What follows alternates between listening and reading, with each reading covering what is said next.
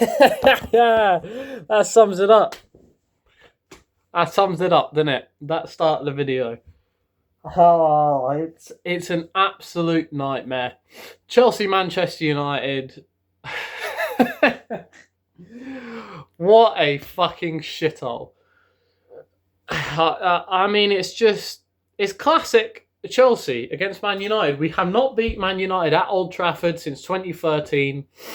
And I knew we wouldn't win. I thought maybe we'd get a draw like we did last season, question mark. We might have actually lost last season during the season. Anyway, I don't do match previews here because I have a job and most days I'm quite tired. So I don't bother. But if I had done a match preview, what I would have said to you is Manchester United will win, they will start Lamens, and Cunha will score. Now, I was wrong with two of those, but I was right with one, and I knew Manchester United would beat us because what happens every season is Manchester United play their best football against us. Every year, every single year, they play their best football when they play Chelsea. It happens every year. It happens every year. It happened last year. They sacked Eric Ten Hag. Normally, to be fair, it does happen when they sack a manager a couple of weeks before or a week before and then they play us. Last year, they sacked Ten Hag. Ruud van Nistelrooy got a result against us. 2 years before, they sacked another guy, and then Ten Hag got a result against us. It happens every time. Manchester United always play their best football when they play Chelsea. I'm not surprised with that. The issue for me today is us, because we fucked ourselves. Sanchez has been playing all right. He's been playing okay. We should have signed a goalkeeper. We should have done it. I don't care how much we believe in Penders. We should have signed a goalkeeper because we knew that we know what Sanchez is at this point. He's all right as a backup goalkeeper for the cups. We can do. That's what he should be. We're a big enough team where Sanchez should be the backup. Why is he starting? we should have a goalkeeper and then Sanchez is the backup. Like Liverpool had Kevin Kelleher last year and he was better as a backup than our starter. It doesn't make any sense. Sorry, I did get a cop block there. It happens a lot. No, yeah, so I was talking about Sanchez being an idiot. That's where I was getting to. I was getting to the fact that my issues with us today were all on us because Sanchez is a bit of a dickhead. He comes out, he's in no man's land. It's the exact same thing that happened against Man City. It's bad positioning again. He's too far out to go to position himself to save a shot, but he's not, he's not close enough to position himself for that, but he's not far out enough to go and actually win the ball. So he's sort of stuck, and then obviously he knows he's stuck because you could see it takes him too long to make the decision, and then when he does make the decision, he goes for it, and then even then he's not sure because it's a half-assed attempt to get in the ball, and he basically just clips, I think it was Mbuemo, and Mbuemo makes a meal of it, and that's, we all would, you can't complain at that, and it's a clear red card. So that's a bad start, right? And then it gets even worse because Enzo Maresca, a coach that I really like, from this point on, makes 5 decisions which are stupid. He takes off both fucking wingers. Bear in mind, right, the only thing you need to beat this Manchester United side is good width. Because they have slow defenders and they play a 3 at the back. You need good width to beat this side. He takes off both wingers, both of them. He takes Esteval off and he takes Neto off.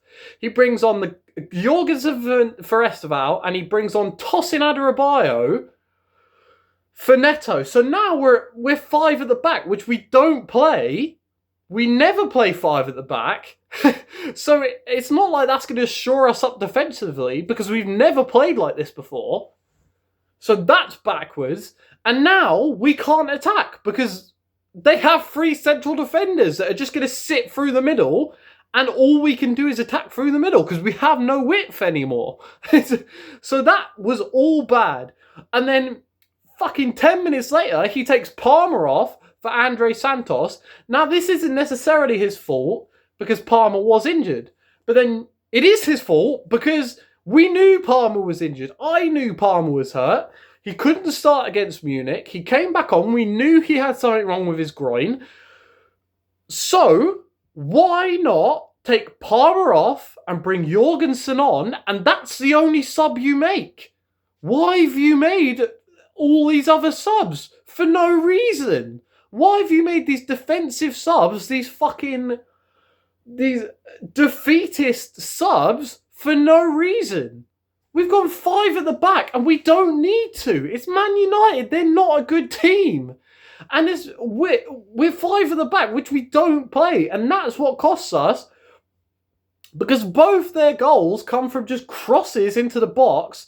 And no one knows what their positioning should be. We're all out of whack for the first goal. Both Chalobah and Tosin are too far back. They don't step up early enough. And Fernandes is onside.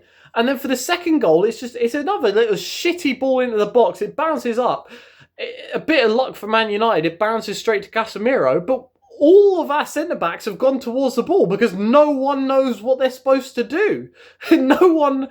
We don't do 5 at the back. They don't know where they should be. So they all go for the ball, and that leaves 2. It's not even just Casemiro, by the way. There's 2 open Man United players who are unmarked in the box. If Casemiro missed it, Mazraoui just taps it in behind him. It's not like the Brentford one where Garnacho loses his man. There was 2 of the bastards. Horrendous. And then even worse, it gets even worse. Casemiro goes off and the red card happens. And now there's a chance. We're 10v10 again. We know we're better than them. Now, don't get me wrong, the weather didn't help us because the way we play, we need to buzz the ball around, and we did start playing better in the last 15 minutes of the game when we could buzz it around again because the pitch was a little bit less waterlogged. Sorry, I'm hiccuping. But that doesn't excuse the fact that we went into the second half when they were also down to 10 men and they had taken off their striker for a midfielder. We stayed with 5 at the back. What the fuck is that? We're playing 5-3-1 against 10 men. What is that? What the fuck is that for a decision? And at halftime, I was screaming for Maresca to take Fofana off because he looked like he'd taken a knock in the first half and bring Garnacho on and go 4 at the back. You go 4-3-2 and at least there's a bit of width going on. You put Pedro there and you put Garnacho on the left wing where he should play and at least there's something, right? But he doesn't do that. He keeps it 5 at the back and then we do absolutely nothing for the first 20 minutes of the second half. And then he decides, okay, let's make my subs. He takes Cucurella off for Gusto. Fine. Cucurella was on a yellow card. That's fine. And then he takes Fofana off for Tyreek George. I like Tyreek George. Why the fuck did he get on the pitch today? Why was he on the pitch? He did nothing. He made 2 fouls, and that's all he did. He's an academy player that should not be playing in this type of game anyway. And all he's done is he's focused us down the middle again because we lost our central attacking midfielder when Palmer went off. But all he does is he puts João Pedro further back. So now we've got 4 central midfielders and George up there still alone up front against a team who you need width to beat. What the fuck is he doing? What is he doing? We get a goal back with Chalobah off a corner and then we do nothing because we can't do anything. There's no attacking. The only attack that we had was Reece James up the right-hand side By the way, Maresca picks to have Reece James bomb up and down the right-hand side for 70 minutes of a game when he is known to be injury-prone and we know he just played 2 full games with England. What the fuck is he doing? Maresca lost us this game. He did. If we'd have kept some width, we'd have won the fucking game. Even a man down. Even if Casemiro didn't go off, we would have won the game if we had any width. You could see it as well in the midfield. Enzo and Caicedo would receive it from the centre-backs and they'd turn to pass it to a winger. And there was no one there. So they just had to go back to the centre-back. We were passing it around in front of Man United for 40 minutes. It's embarrassing. It's shit. It's just so bad.